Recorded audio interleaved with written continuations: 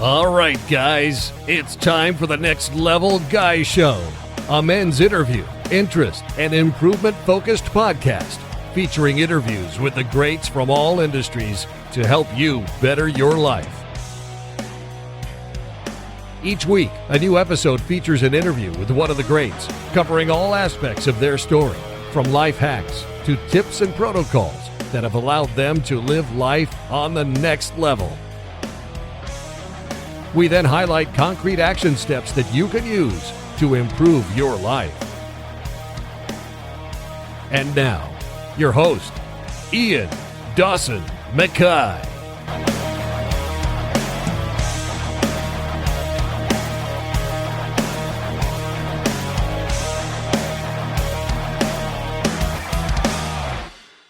And today's guest is Ryan Carter.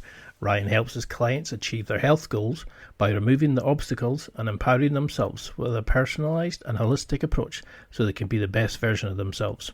He works with clients around the world, either in person or remotely, which has led him to work with the world's top 10 tennis superstars and the general public, whom he is all treated fairly and equally with respect.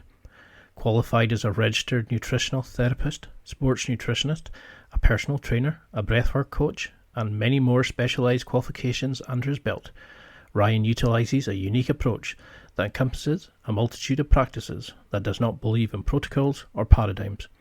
He generally listens to his clients, applying his knowledge and wisdom in an individualised method. As a result, Ryan has successfully created a brand, Live Vitae, that continues to uphold its vision to ignite people's inner light through asking better questions, which lets people think for themselves firsthand about taking back control of their own health. Ryan's website, newsletter and Instagram account all showcase his values and way of life. They're full of wisdom that's all free for you to absorb. Please note that unfortunately there's some small audio losses in places in this interview. Hopefully this won't dampen your enthusiasm for the interview too much. There's some real gems and some great advice given here, and I know it'll give you some great benefit in your own life. And now, let's get to the interview. Thank you so much for coming on. It's a joy to connect with you because I've followed you on social media for so long. But for people who maybe don't recognise the name, you've built a juggernaut of a health channel. Could you give a quick introduction? Yeah, so I am Ryan Carter. I go by Live Vitae. Some people call it Live Vitae. It's the same thing. Essentially what it means is live life. And I came up with a name when I was a studying nutritional therapist and finding my own way in this sort of conflicted, confusing, complicated mess of a health industry or health scene that we find ourselves in.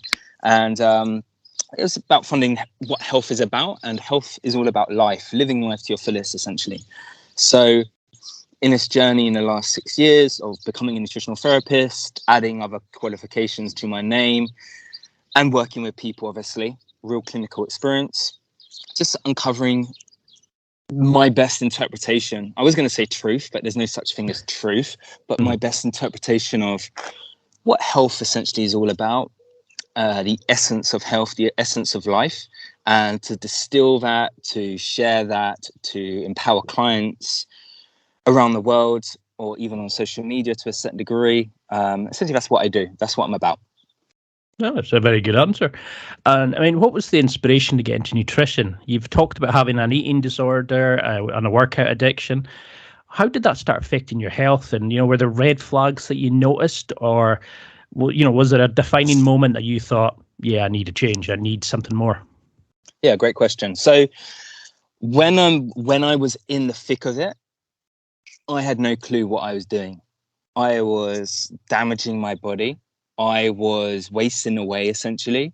And again, eating disorder, it's a fairly harsh word, but I mean, I would call it disordered eating. I just had no clue about eating certain foods. It wasn't that I was shying away from something. Essentially, what I was doing was I was addicted to seeing a number go down on a scale.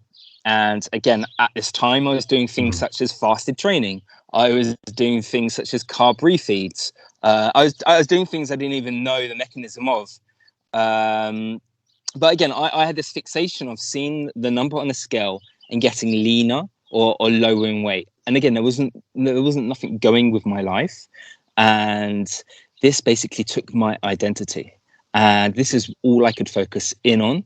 I lost friends. I lost like relationships in my family. I had no social life. My libido went away. And again, like, I didn't even really know until basically I got into a very conflicted, heated argument with my ex-girlfriend's family, and it was them who basically said, Ryan, what the hell are you doing? You need to fix up. You need to sort something out.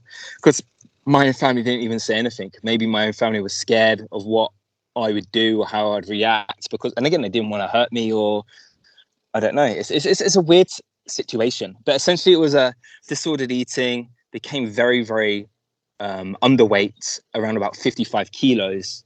And in perspective now, I'm like 97 kilos. So again, I'm not a small guy, but I was obviously very, very underweight then. And again, I was doing the so-called good things. I was eating fruit. I was eating carbohydrates, as they say. I was moving my body. But again, my life was just like going away from me, basically losing it. I mean, do you see a sort of similarity in those kind of problems with clients that come to you? Is it the same standard? I've followed this diet, I've followed this, and I'm not losing weight. And then you look at their diet, and it's full of like vegetable oils and all the good stuff that you probably hate. But do you see these sorts of the similarities in the clients that come to you with the low libido, sleep, insomnia, those sorts of things? Yeah, it's a very much grey area. So in sports nutrition, we call this RED, relative energy deficiency syndrome. And this really takes hold in females more to a degree than males. And again, there's a grey zone in this spectrum of females who want to achieve a good body composition and have good health, have a good reproduction system. They want to work out, but they're just not eating enough. But again, in terms of who I work with, I have to be careful because I'm not a eating disordered or disordered eating trained clinician. So I can't really work with that sort of spectrum of clients. I have worked in terms of an approach with multiple practitioners in that setting, and it's been very beneficial. But it's very hard because a lot of people put you in cotton wool in this scenario. And from my perspective, it's like anything and everything's a bad thing. You've got to be careful because you can't be keto or low carb or everything's a fad and you just have to eat this balance template. And the reality is like that can be further from the truth to a certain degree with how nutrition and health works. Nothing really is in balance. And again, if you really want to be obesogenic, a balanced plate would be leading you towards more obesity associated risks, essentially, with the combination of fat and carbs in a mixed meal. But again, obviously that's the premise of eating more than what you should really use. But again, it's like people put you in cotton wool and they're very scared of saying things about quality of food, about, like you refer to, seed oils or processed food, or like you have to include junk in your diet to be healthy. And yet they're like make you feel scared about including saturated fat or something like steak. And again, it's very diluted, this narrative. I can understand why, because people are very fragile in like mentally and emotionally in this state. But again, there needs to be clear discussions about beneficial food or food that's going to put you on a slippery slope, which you'll never truly get out of. Does that make sense? No, that makes a lot of sense, because every time I would say to somebody, "Oh, you're losing weight." "Oh yeah, I'm doing like the 500 calorie deficit diet." "Oh, I'm doing this cabbage soup diet." It's always something. It's never just I'm eating right, I'm healthy. It's like there's always looking for the quick fix. And I used to think I was healthy, and I went and did a Tough Mudder recently, 15K, 30 obstacles. And then I looked and thought, I'm depressed, I'm eating crap, I'm not sleeping, I'm stressed at work, I'm anything but healthy. And then as I looked through your site, I was like, there's a red flag, there's a red flag.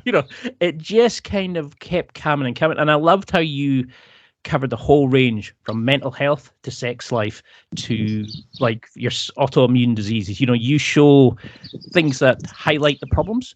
Do you think that's a thing that a lot of people take that as part of their identity? I'm just not feeling like having sex tonight. I'm just feeling crap this week. They don't actually realize that's down to their health, their nutrition, the way they look after themselves. Yeah, they can't put two and two together, essentially. They just think, and unfortunately, the way they've been educated via the system that we have is you have a problem, then you go see a doctor. Nothing outside of that, A to B, has an effect on your health. Can't possibly be about your sleep hygiene. It can't possibly be about amount of times you're on social media, flicking through and scrolling. Can't possibly be that. Can't possibly you switching on your news. No way. We can't put that together with your health issues. It's this syndrome that you have, and you need this pill to solve the problems. But again, this is the inability of people. Again, it's a two-way street. It's also the person. So there's self-responsibility there, but I do feel there's an issue where it's actually we're in a society where no one tells you how to be healthy. No one's really leading by example, and I can see why people take to these fad diets. I can see why people take to social media for information, because there's a lot of information, and it's different to what the people in charge of what are saying. Because again, they're not getting the answers to their problems. So of course you're going to search for answers.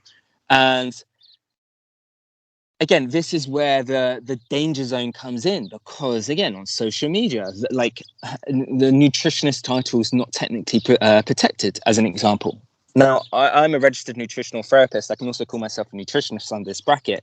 But again, you can call yourself a nutrition coach. You can do a course online for $200, do it in 2 weeks, and now you're a nutrition expert. Yep. You can label yourself as that. So again, it's easy to be an expert in a scene without understanding the nuances. And nuances are not popular. Saying context matters is not sexy. It's hard to sell something like that. And again, people build this identity. They have to buy into something. And they buy into the carnivore code, the animal-based 30. They buy into the vegan smoothie shakes for the 30 days. They buy into the celery cleanse, the whole 30. They buy into these things. And that in itself is actually a good thing to be doing. The issue is it's a short-term solution. It's not really influencing the marvelous human body, the physiology, psychology that we have connected with the environment. It's just looking at the diet, which is a like small component of the human body, essentially. Important, but it's not the only thing. That makes sense. Yeah. I mean, is that like, if you look at our current health modalities, you go to the doctor, they give you tablets and say, on you go. It's a short-term fix, like you're saying. You promote this kind of longevity, this long-term lifestyle enhancement, this fixes.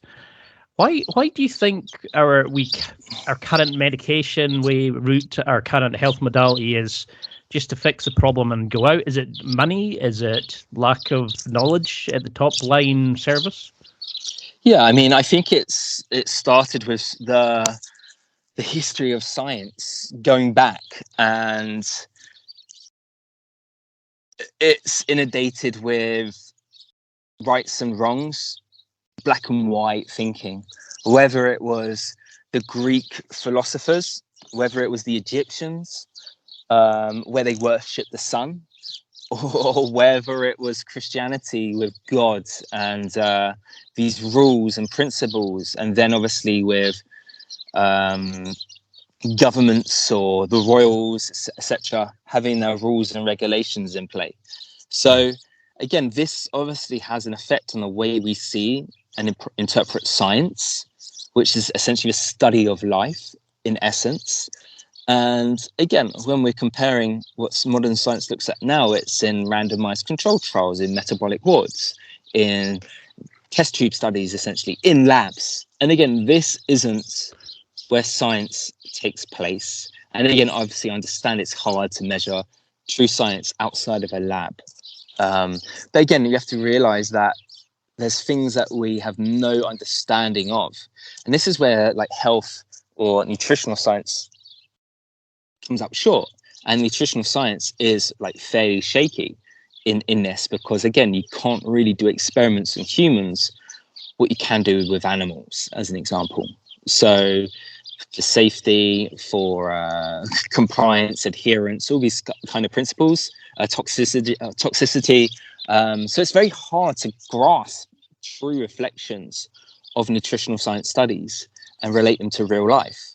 And again, just because it happens in a study doesn't mean that you are part of that majority who saw a benefit in that intervention. And again, even in animal studies, the differential between females and male rats has an important factor in terms of the results. So again, it's very shady. I think, there's a lack of understanding. There's a lack of compassion, empathy. There's a lack of time, essentially. So no one's giving you the time to be listened to. So, for example, my nan, like she's like 82 years old, I think now. She just wants to talk to people. She's got like Alzheimer's and whatnot. Well, she doesn't care. She's happy. She just wants to talk. And she wants to go to a doctor's to talk, not to talk about like this and that. She just but she can't get that at doctors. She can't get that in her social group. And again, that's an effect on her mental health, on her physical health. Because again, humans are social creatures. And again, it's this narrative of like, we don't think of the bigger picture with health. It's very like, take this for that. And again, 7 to 8 minutes for an appointment is subpar. But again, where do you go from there? Like, again, I do private, I work with private clients, and not everyone can obviously afford my services. But again, there has to be a bigger gap where either the system puts money into prevention, puts money into health coaches, puts money into community incentives where people gather around and everyone shares ideas or something, because again, it's just going to dire. It's a dire state, essentially. Because you see that a lot, like people kind of go, I need to get fitter. Okay, what are you going to do? I'm going to work out. Okay, how are you going to work out? No idea. You say, how are you going to eat better? No idea. They know the buzzwords, but they don't know how to do it. And I love this sort of focus. But with that, like, you don't need to do too much. Like, you don't need to know these things. You don't need to know the best time of training. You don't need to know the best workout, pre-workout mode. Someone asked me on a message yesterday what he's doing. He said he's doing running, and he's worrying about his electrolytes, the minerals for running. And I was like, listen, he said he's just starting out. I said, just run. Don't worry about that. Just do the bear. Yeah, and again, even just performing exercise, you upregulate certain metabolic enzymes within the cell, which improves metabolism. And this is not even adding any nutrients in. The act of running alone and just doing something instead of thinking about the scenario, it is a problem. You just need to do something, whether it's this or that. It's a step in that direction of doing something, and hopefully it's obviously in the beneficial pathway of doing something. But again, just getting outside the door and any form of movement, any form of like single ingredient food. And of course, we can go into the details about like minutiae and context and nuances. But at the end of the day, the majority of people have so much poor health. They just need to get going. They just need to be doing something in the right direction. No, that's a fantastic answer. So how do we use this holistic approach that you use to kind of optimize your health? Like, how do we start looking at, you've talked about low-hanging fruits for us to tackle. are there sort of basic rules that you think people should live by? You know, is it like outside for 20 minutes, eat foods that your ancestors would eat? You know, is there general prompts that you would start giving people to say, just do that for the bare minimum, then start introducing all these extra things? Yeah, I mean, it's a good question, but again, it's a really simple answer. But the simple answer is it's harder than it sounds. Mm-hmm. And it's harder than it sounds because, again, you're telling someone to do something so simple, like, hey, when you wake up in the morning, just go outside. Don't put any slippers on. Don't put any shoes on. Just go outside in your garden or in your front lawn or wherever you can and just spend 5 minutes. Just like try with a minimal clothes on. Don't put anything over your eyes and just get some sunlight in your face and on your body. But again, that's such a simple thing to do. Yeah, it could be extremely complex to actually action because, again, there's the what ifs. I can't do this because of that. I've got kids. I've got a dog. I've got work. I've I don't know, X, Y, and Z. There's this various problems or things that pop up just by doing that simple thing of waking up, going outside, getting sunlight on your face, on your eyes, on your skin. The reason why? Well, because everything is entrained in the human body by the circadian mechanism, so a circadian rhythm. And again, it's influenced by the sun and the moon or darkness. And again, it encodes, it epigenetically connects the hardwire to the software. It essentially allows expression and efficiency of every single cell of the body to be working coherently, meaning in flow with the brain, with the heart, with the liver, with the gut, with the muscles. And if this isn't entrained every single morning, it sort of doesn't really matter what else you're doing, because this is the fundamental thing of life.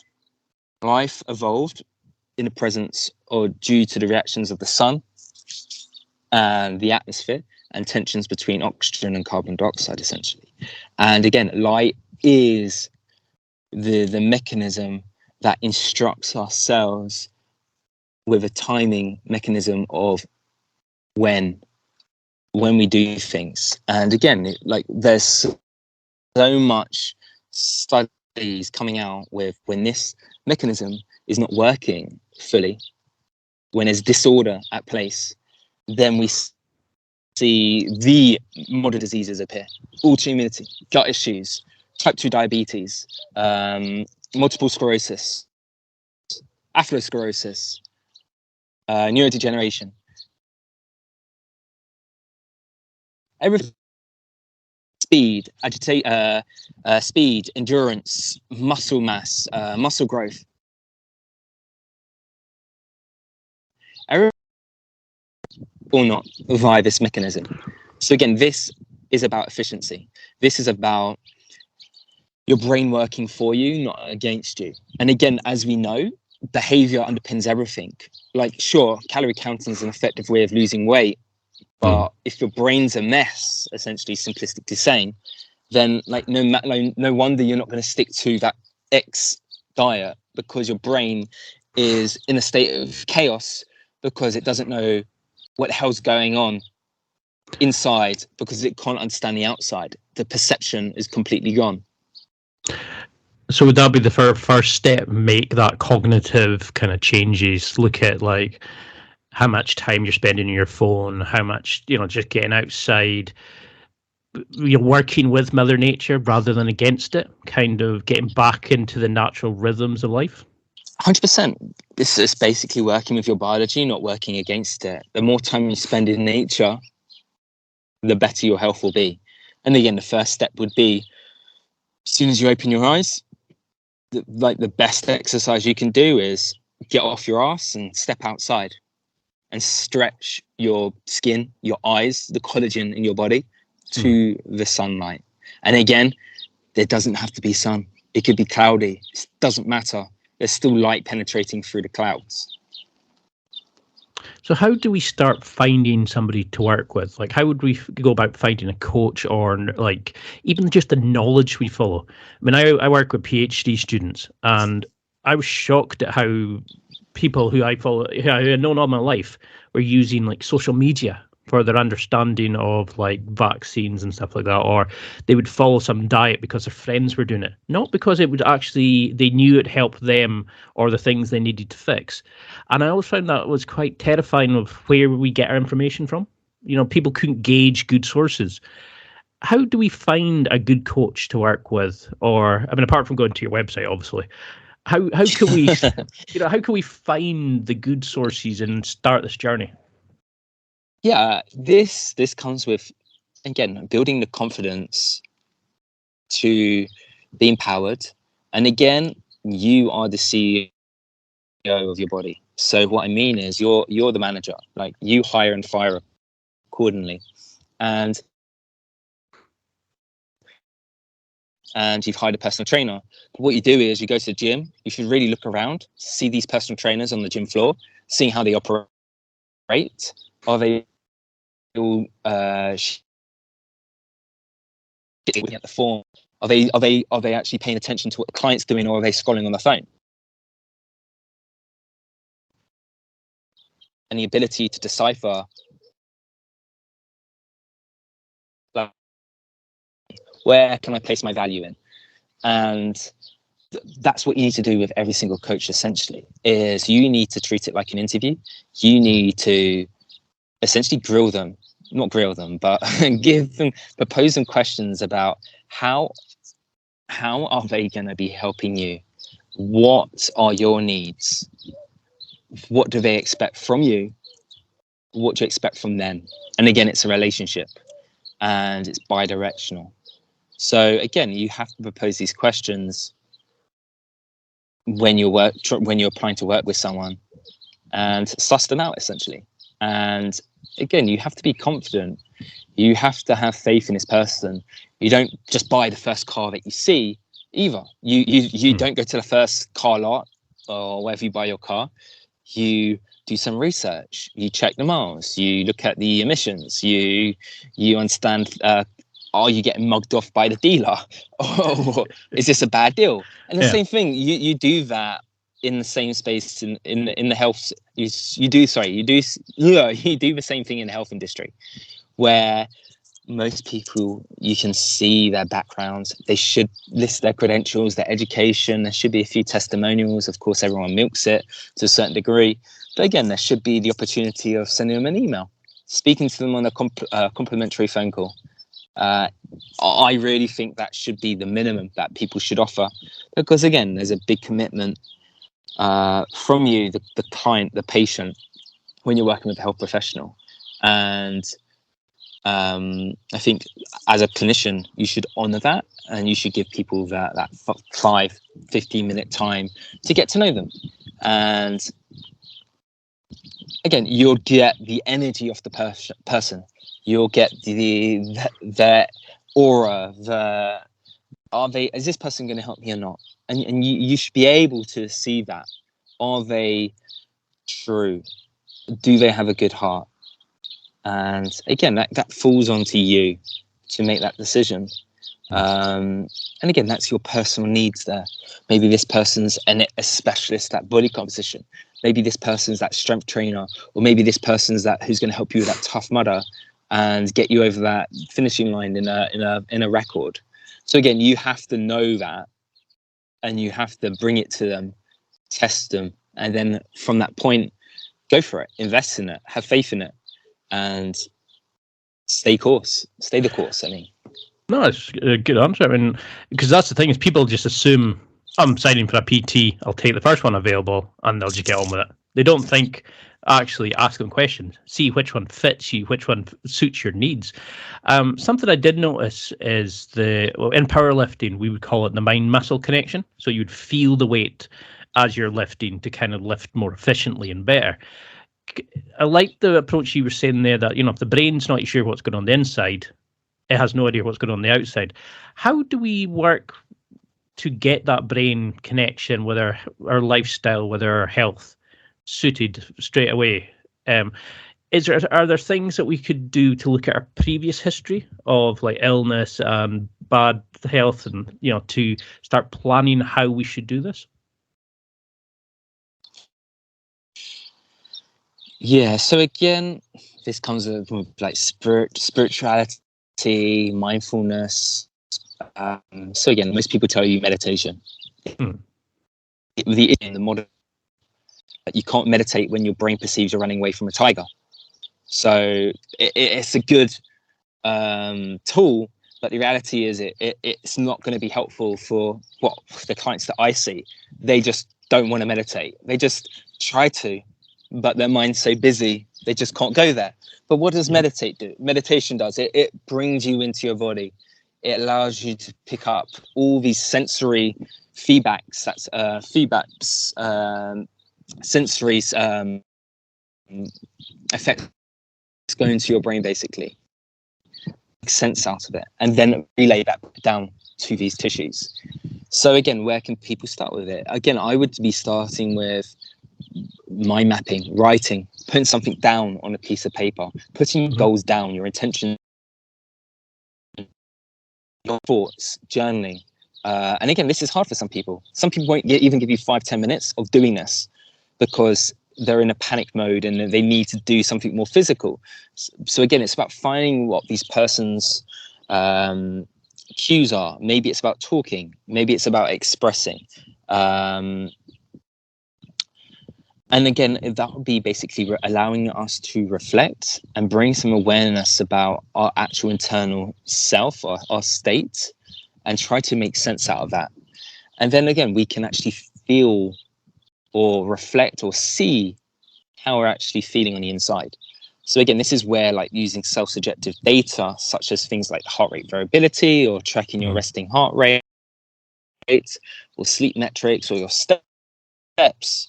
Again, what does that do? It gives you a quantitative number. I need that per se. We can go, okay, how am I actually feeling waking up in the morning? Let me rate it out on a scale of 100. What's my libido like? Let's rate it on a scale of 100. What's my digestion been for the last 24 hours? Let me rate it on a scale of 100. And again, that could be enough to give us that metric and connection to a number and build some awareness. And then from there, we're building this connection and like feeling our body again and putting 2 and 2 together now where, I did do some training yesterday. I've done some hill sprints. And now from that, I can see my sleep improving. And maybe it could be that. Or you know what? Let me give myself one goal this week, which is to have 5 meals of fish, as an example. And that whole week, my HRVs increased by 20%. So again, it's just like building these connections with simple things like tracking some self-subjective data points, essentially. Because that's what I liked about as I've listened to a few interviews you did where you were talking about like people's lack of self-awareness. We're not even checked in with our body. We don't know what's going on. We just kind of, we're always, no, we're reactive to the environment, what's going on. 100%. Like I'm like, actually, this is the last 2 weeks, first time I've been by myself entirely for like maybe 18 months. The other times I've maybe been with like one other person or a few other people, but this is like kind of unreal to be just self-independent and by myself and to be feeling things, listening to silence, and to intentionally like plug out. And actually I had the intention this weekend of achieve it was to actually not even speak, not say a word, like speak a word to anybody. It's like no vocal, just to see how that would be, and just to go a bit more inside. And again, you hear the things of silent meditations. And again, I just wanted to experience just doing that for 24 hours. But again, we're always on the go. We're always distracted or finding distractions to get ourselves out of ourselves. Yeah. We want to numb our feelings, whether that's with coffee or whether that's with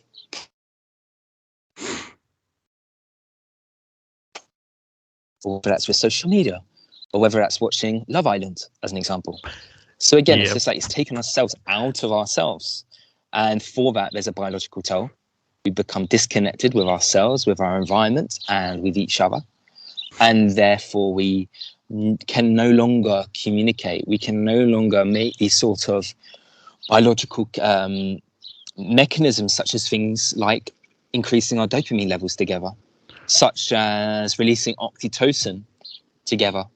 And that would be things such as like lovemaking, or I don't know, singing and dancing, or I don't know, just going for a walk and just listening to the birds chirp like they are right now. So again, it's just like these simple things, and again, they don't sound sexy. No, they don't sound for our society. Everyone wants to be wrapped up in a blanket with a hot chocolate, watching Love Island, and laugh and talk trash or something.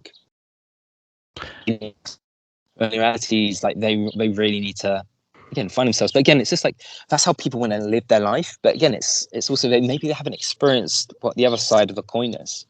And again, it's like it's kind of ironic for me to say this, because they won't even have the perspective of seeing this from like what I'm saying, and they would say that everything's fine, that life is good, this is what they want. And again, I can't argue with that if that's what makes them happy. But again, have they really experienced this? Just this, essentially. Like very few would have. I mean, I noticed that like, when I'm in the Highlands, I am so calm. I feel I'm just relaxed. I'm centered. Second I come back to Glasgow, I'm like running 50 miles an hour. I feel constantly stressed. I'm constantly on the go. And, I'm always... I think that's the difference between city living and like actually living in the green. I mean, like how therapeutic is that with the birds and the blue sky and getting outside and all these silly, well, we say silly, all these small changes that people should do. Do you find that's the problem? Is everybody thinks it's just eating better rather than I'm going out walking in barefoot. I'm going out and like just small lifestyle changes. I'm getting blackout curtains. I'm going to... But then you say that, you need sleep better. So they go, okay, I'll take a melatonin supplement. Why do we deal for the small fix rather than the proper lifestyle changes, like eating, making our own bone broth and things like that? Yeah, I mean, this is the issue, and like the most health or food gurus out there, like Liver King, I don't know if you know who that is, or Carnivore MD, or other people, or even like, I don't know, if other food gurus or authors. And again, they lived and even I say a privileged lifestyle. And again, it's easy for me to say, just go into nature. And again, it's easy for them to say, just eat organ meats and get sleep. But again, you have to understand from, I mean, where am I going with this? People like myself, like the Liver King, like Paul Saladino, Ben Greenfield, these people are essentially in nature. More, they're like the tops off, they're grounded, yet they're and again, I wouldn't say I am that, but I do talk about the importance of that, but they forget this and they just go in with, okay, it's all about nutrition, and again, it's an organ deficiency and plants are toxic, and that they're missing out, or they're not sharing that. Okay, you're missing out a big piece of the puzzle here, which is, okay, you're in the middle of nowhere, you either live in Costa Rica or Texas, you own a ranch, you're financially secure, you got your skin in the game, you're grounding, you haven't got a 9 to 5, you're not busting your ass, you cook. So there's all these scenarios, and there's people giving up this advice, yet they're not in this. They haven't really experienced what it is or what it feels like, or they can't put themselves really in that perspective, and yet they're giving out all this advice about it's just nutrition related. It's not. Because again, it's like a stepping stone. One thing moves on to the next. Like good sleep improves your ability to make a good choice. That good choice would be possibly nutrition related. Then that would be obviously reflected in going to the gym now. You're going to show up to that class because you're eating well. And now because you're breathing better, so now you don't have to use your inhaler as much. And now you get off your asthma medications in 2 months' time. So again, it's not just, diet fixed me. It's the accumulation of certain things, and it builds up. It's never just one isolated thing within this health puzzle.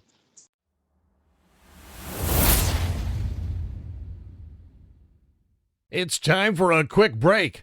There are millions of potential products to buy, so how do you know which ones are worth your hard-earned money? Simple. You go to nextlevelguy.com/affiliates and explore those that will transform and improve your life. You'll find deals, listener exclusives, and special offers with some great companies. Recommendations are 100% honest and only on items Ian has tried or believes in. The companies showcased will make you a better man in all areas of your life. Simply go to nextlevelguy.com/affiliates and level up.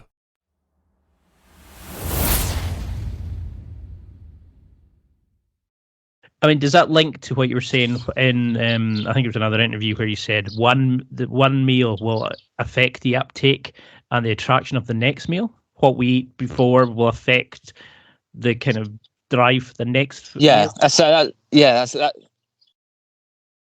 Yeah, so again, it's just like, so we hear things about glucose variability, so wearing a continuous glucose monitor. And again, it's a cool thing. So again, what that means is, like, I was actually wearing one like a week ago. It was like on my tricep. And what it does, it gives you that awareness again. It gives you that number to see your fluctuations of glucose in your blood or in your interstitial fluid, and the variability between each meal. And you can see some berries, or then you had oats and honey, and then you had, I don't know, cottage pie. You could see your variations between each meal. And then maybe you had a Kit Kat. And then you could see your variations and what was high, what went low, how quick did it respond. And I don't know what we're talking about. I don't even know what the question is. But like, I've forgotten what the question was. Sorry. I mean, what sort of data do you think we should be tracking? You know, is it like glucose? Is it like our waking up in the morning and checking our pulse? What kind of factors and testing would you, because you do initial testing with your clients, what do you look for when you sit down with a client? What do you get them to track as they're making these changes? Yeah, so I do like clients to do heart rate variability. And again, you can do that now on your mobile phone. Mm-hmm. You can do that with the flashlight on your mobile phone. That could be £10, or you can get like Oura rings, or you can also get some chest straps, some Polar. And again, what that does, it gives us a quantitative number on our heart rate variability. So our variation between each heartbeat in the interval. Mm-hmm. And this gives us basically feedback on our nervous system. How it should be the same. There should be variation. And the more varied that heartbeat is, the healthier, quote unquote, your body should be. And I like to use that as a metric and see the progression and journey that we take. And when we do interventions, when we trial things, we can use heart rate variability as a data mark and say, okay, how did this work? Did this improve your nervous system? And again, that nervous system, again, is not just alone. It's also regulating your cardiovascular system. It's regulating your immune system as well. And so it gives us an indication of what's going on underneath the hood, like a car underneath. Mm-hmm. And like just testing what's going on. Other than that, like, again, like summer and the vitamin D at the beginning of winter. And ideally, the person wouldn't be supplementing vitamin D because that would distort that number. Again, I think hormone testing is a pretty legit way of seeing how things are going. Looking at free T3, TSH, looking at LDL cholesterol, but not because of cardiovascular health. Health is looking essentially. So again, that would be the metrics that I like to be using. Oh, transporting oxygen around your body. People forget about that. Like, if you're not transporting oxygen well in your hemoglobin, then like, what good is like all the food and things that you're doing to your body? Because again, without oxygen, there's no life. Because I remember reading, is it Max Lagavere says, like, eating healthy is cheaper than eating junk food. We don't need to have the organic, grass-fed foods. We just need to be willing to cook, use real foods. Yeah, it's easy to, yeah, but it's easy to say things like that. And actually, I think it was yesterday he posted that. And it's easy to say things like that because, again, it's about time. And yeah, sure, there's education, but again, it's when there's a time at play here, it's not easier and cheaper, because again, time is like invaluable for some people. Like some people are on like minimum wage and they have to do all the hours they possibly can. Yeah. And how are they going to cook? Like, I don't know, cook a meal. And in like reality, sure, you can grab a can of tuna and I don't know, a yogurt. And obviously that's going to be better than a KFC tower meal, as an example. And the prices might be the same. But again, what for that person in their shoes is really going to see it for that. And again, it's easy to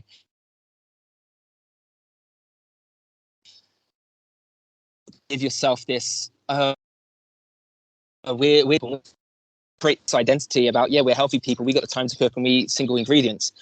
Again, it's like I think it's putting you further away and out of touch of the reality of like the general public and the people who unfortunately are in this position who do struggle with time, who struggle with energy, who struggle with kids, commitment, and who lack a bit of education and kitchen skills to do these. And again, they haven't got much going in their lives. They probably don't have much social enjoyment.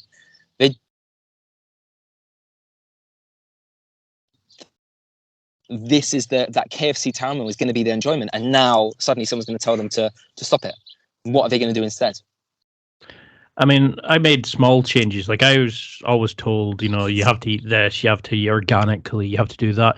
And when I interviewed Stan, the White Rhino Efferding, he was like, take a 10-minute walk after eating, it'll help your digestion. I interviewed Dr. Mahmoud Gamoun, and he was on about how what you eat affects your microbiome. And, you know, it was just these little things. It's like, you don't need to be eating perfectly 100% of the time, but just understand how that affects what you take in, how it affects you later on. And, you know, you don't need to be 100% perfect, but you need to have a kind of general, you know, are there key elements you think we should be eating? Are there key vitamins that we should be focusing on? Are the golden rules, do you think? Or is it so customizable and personable, it's difficult? Yeah, I mean, I think there's obviously personalization and but I mean general, like, again, how does this fit with so like people though? Like, I would always encourage a seasonal diet, and again, that's what our ancestors ate and led by local seasonal food. Unfortunately, again, that requires people to cook that, because it's going to naturally be single ingredient foods. And again, it's going to be naturally not their acquired taste buds from conditioning and from availability that they've been brought up with, or fears around of cholesterol, saturated fat, red meat, butter, all these sort of nuances. But again, in reality, it'll be a seasonal based local food. And again, it'll be nose to tail to shell. So encompassing all of the animal. And again, it doesn't mean like eating organ meats at every single meal. It just makes like a few servings of organs per week. And again, the rest of the time, it's just about making meals enjoyable, making it practical and functional for whatever you got else going in your life. And again, I do think there's an element of, yeah, sure, protein is important. It's underplayed definitely in the healthy plate, or whether the eat well plate or eat well guide. And do you think there has to be a rethink around this belief that we need so many carbohydrates and like 250 grams a day for the general public? Like, most athletes probably don't even need that much to a certain degree, or like hobby athletes essentially. And people who are like sedentary, no way need 250 grams of carbohydrates per day to function. And again, even carbohydrates, they're going to take time to cook. Where your carbohydrates going to come from? Typically, it's going to be coming from the whole grains, the refined grains, the sugars, the soft drinks, the ice creams, and all this kind of stuff. So again, I do think there has to be a sort of different approach to that. And again, it's difficult because, again, you don't want to have too much fat. Fat is, or can be, problematic too. We never really ate liquid fat. Fat was never really added to a meal. It was just in the protein, animal food. Yeah. And it is what it is. And again, I don't think people should shy away from fatty meat. I don't think they should just literally just eat fat off the bone. But again, I wouldn't be scared for intramuscular fat on meat, or shying away from, I don't know, lamb fat, which is amazing to eat, like lamb chops, and just going for that. And again, that fat in itself, it is energy dense, but it will also look at satiety. These long-chain fatty acids, such as stearic acid, will actually improve like your mitochondrial health. They'll actually improve satiety.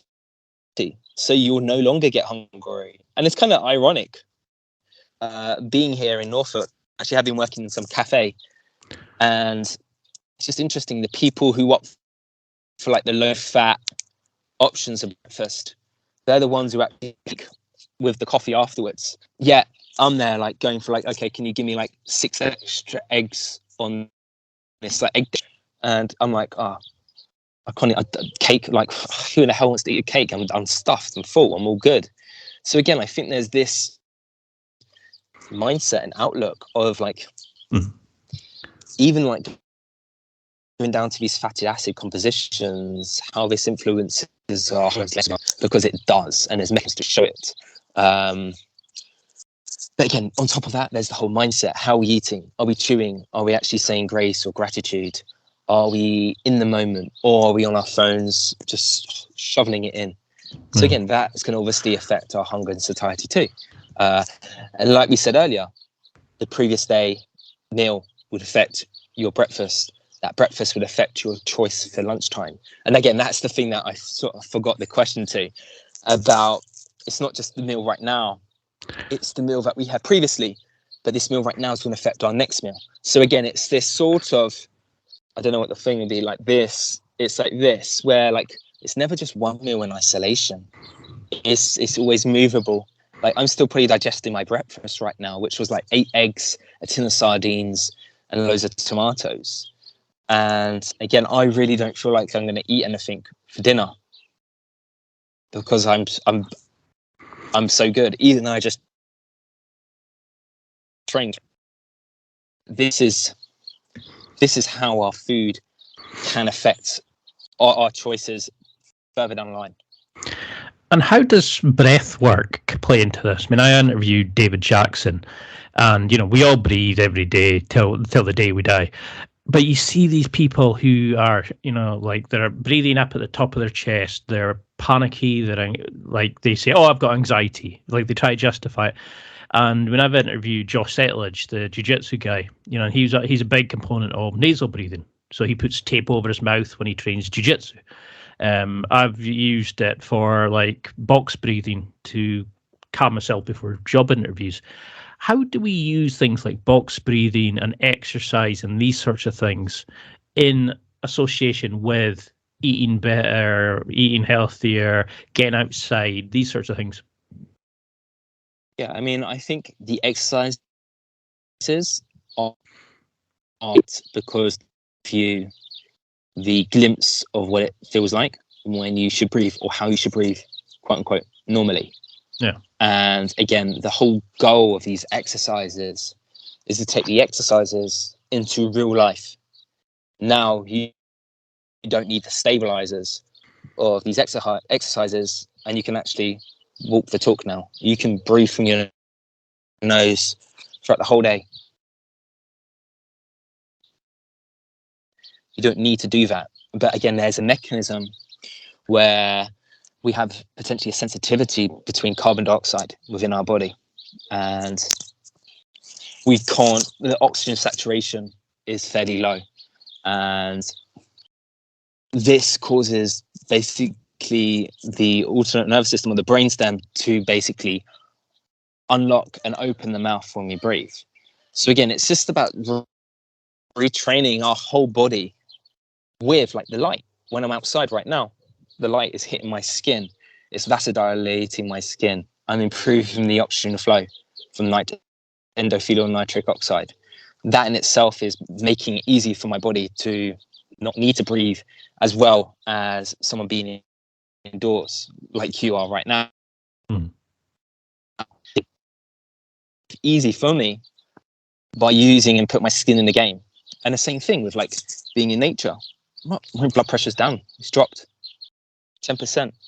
That's easing in my cardiovascular system. And again, like also other things such as not eating late at night, not eating rushed or stressed, actually digesting our food. And again, that's not being diverted into our intestines, digestive system, but allow to our brainstem and allow our blood to actually.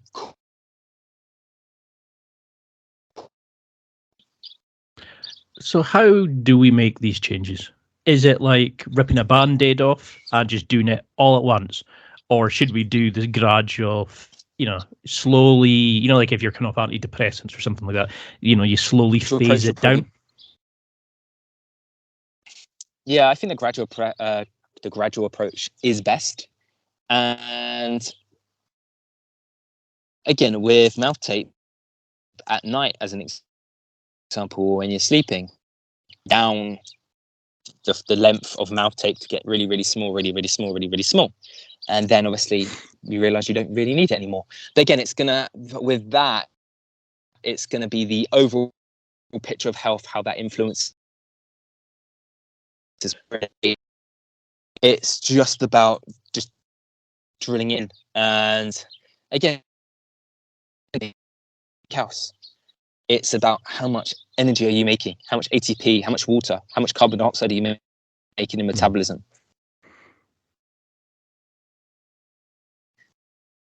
This is all going to affect your breathing biomechanics essentially. But again, I would probably put it like it'd be important to do it, set your intentions in the morning, and maybe if you do need to do it again in the evening.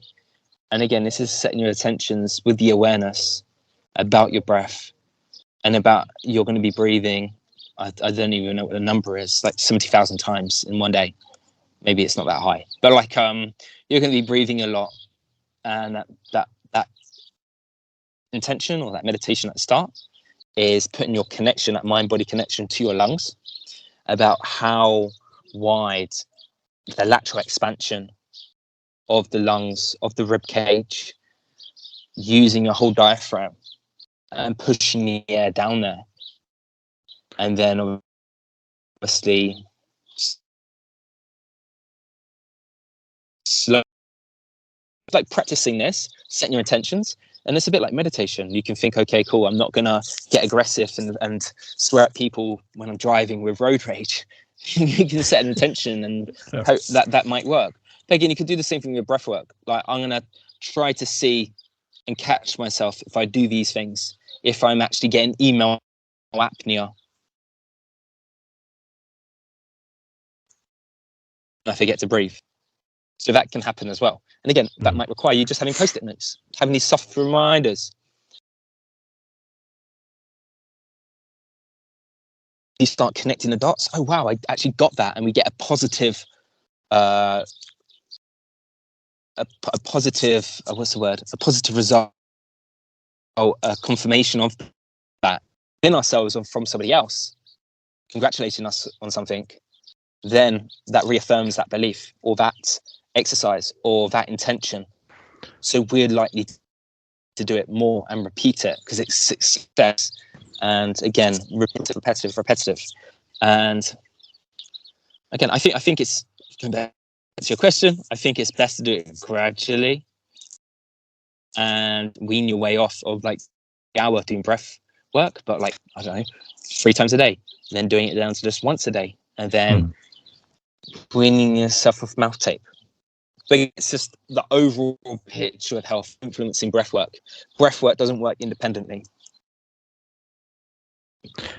I love it. I mean, I think we're just scraping the surface. I would love to do another round two with you and really get into stuff. But how, until we can get that, I mean, I can't believe we're almost over our time. But what would you want people to understand about Live Vitae? How can people work with you? What can we find on your site?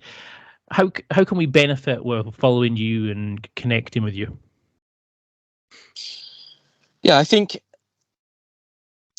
either on any social channel, so Twitter, Live Vitae UK. That's where basically I share the studies that I'm reading, and you can sort of see the connections I'm making with what I'm reading and what I'm trying to say. Instagram is a bit more general. I'm trying to step up my articles on my website and just change my game a little bit. If people want to work with me, obviously my website is the best place to go.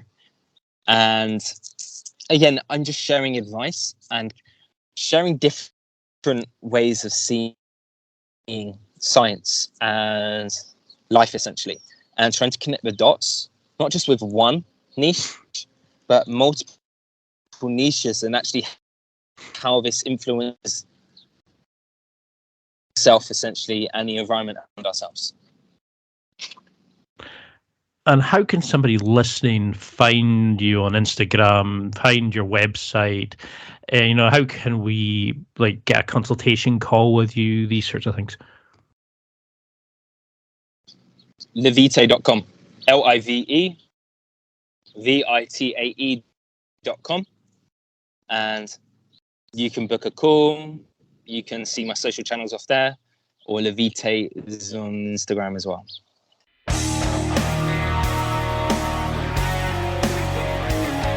Well, that's it for another week, and thank you for listening.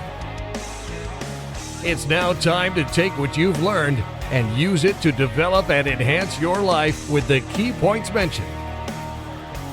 Listen, try it, embrace it, use it, and crush it. Now's your time to hit that next level in your life. If you liked this episode, then please leave a comment on the show notes or a review of the show on your podcast platform. Everything helps evolve the show. Until next week, keep seeking the next level in your life.